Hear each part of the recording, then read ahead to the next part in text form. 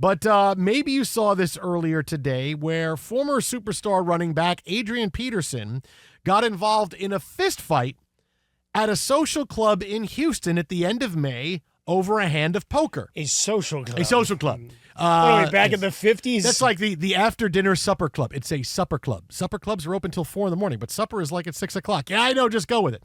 So, this social club, which is basically a big room where people are gambling, right? That's pretty much it, yeah.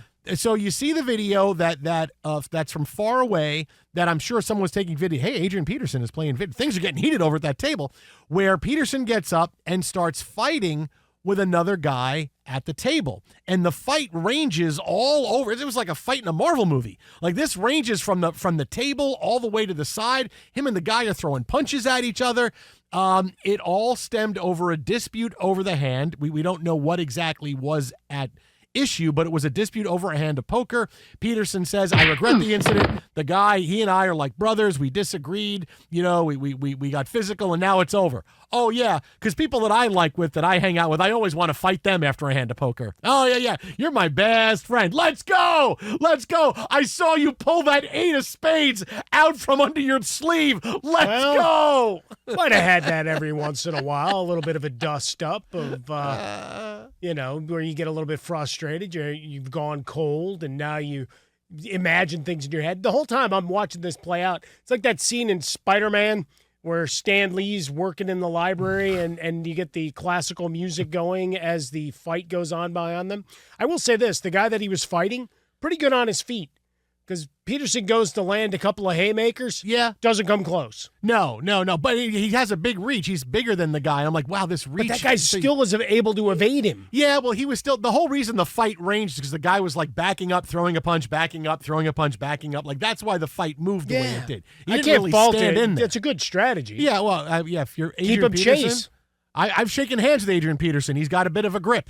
On him. Well, he didn't hate you as much as Charles Woodson or some of your other nemesis. Yeah, but that was always his thing, was to give that strong handshake. Yeah. Like, that's been his thing. I was like, wow. I remember he did that at a rookie event I went to, and I was like, what are we trying to prove here? All right. He'd like to shake hands really strong.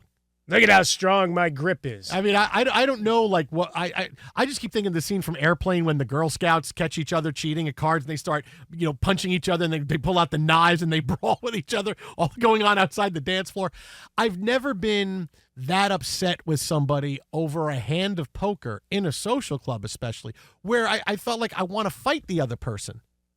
These guys aren't dressed nearly well enough. It's something that would be. This is like a very casual social club. Like it's t-shirt and shorts social club.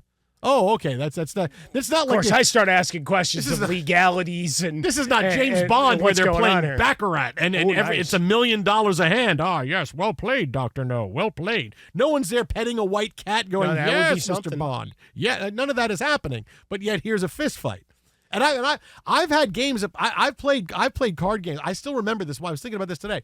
There was one time when my best friend and I in Syracuse, we were at a bar hanging out, and these guys we were talking about playing pitch, which is a Trump-based game. Pitch is awesome.